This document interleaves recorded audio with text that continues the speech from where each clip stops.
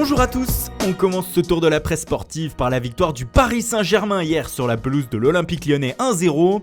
Les champions de France ont longtemps buté sur la défense rhodanienne avant d'être sauvés en fin de match par leur génie brésilien Neymar.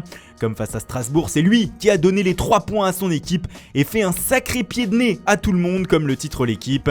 Un pied de nez aux supporters lyonnais qui l'ont chahuté tout le match et surtout aux supporters parisiens encore en colère contre lui après son été agité.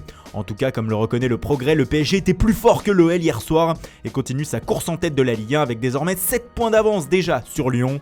Paris dispose de 3 points d'avance sur Angers, surprenant deuxième et qui est monté sur le podium hier à la faveur d'un carton contre Saint-Etienne, 4-1.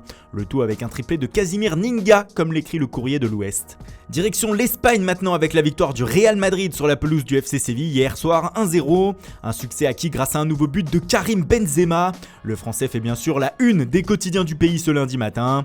Pour As, c'est lui le véritable leader de l'équipe madrilène. En effet, même laborieux, le Real s'en est sorti et reste deuxième du championnat à égalité de points avec le leader Bilbao.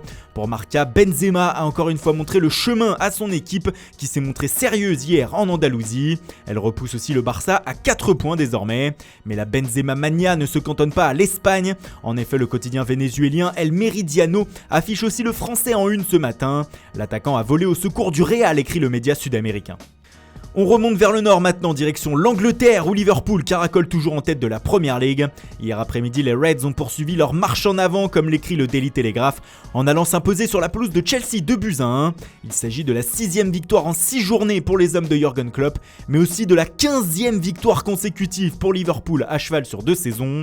Une cadence infernale initiée notamment par le Brésilien Roberto Firmino. Encore buteur hier, l'attaquant des Reds a encore été éblouissant pour le Daily Mail, qui souligne que Liverpool conserve 5 points d'avance sur Manchester City ce lundi matin. Liverpool tout en haut pendant que Manchester United continue son début de saison galère, bien loin des premières places. Les Red Devils ont concédé une nouvelle défaite hier à West Ham 2-0.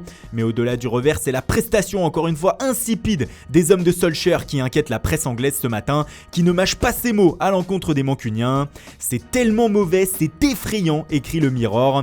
Pour le supplément The Game du Times, chaque match est un recul de plus pour United qui avait pourtant commencé fort en écrasant Chelsea à domicile. Pour le Sun, le coach norvégien a pris un nouveau coup de marteau de la part des Hammers sur la tête. Et les anciens de la Premier League ne sont pas tendres avec cette équipe. Pour Alan Shearer, aucun joueur ne se bat, ne crée de danger ni d'étincelle. C'est tellement mauvais, c'est incroyable, lâche-t-il. Pour Roy Keane, il y a un manque de leader et de caractère, alors que José Mourinho pense que MU aura du mal à finir dans le top 6 cette saison. L'équipe est pire que quand j'étais là, c'est même-t-il permis. Bref, comme le résume le supplément du Daily Mail, nous avons sous nos yeux le pire Manchester United depuis 30 ans. Solskjaer qui fait aussi la une du Daily Star ce matin, mais le tabloïd revient aussi sur la polémique née hier d'un tweet de Bernardo Silva. Le Portugais a publié 2 photos l'une à côté de l'autre en demandant de deviner qui était-ce. Problème, certains tweetos y ont vu du racisme car son coéquipier et ami Benjamin Mendy y est comparé à une mascotte en chocolat.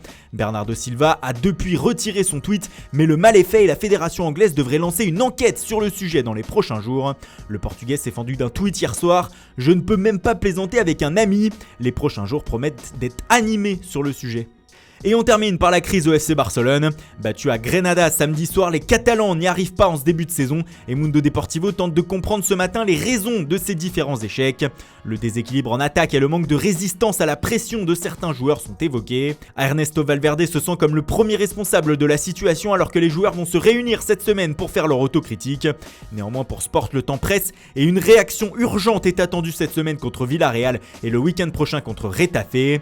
Le média écrit que les 6 points sont obligatoires afin de réenclencher la marche avant. Pour les Sportillos, il y en a assez. Les cadres de l'équipe à l'image de Suarez doivent se réveiller après le pire début de saison du club depuis 25 ans. Voilà, c'est tout pour aujourd'hui. Merci pour votre fidélité. Bonne journée à tous et rendez-vous dès demain matin pour une nouvelle revue de presse.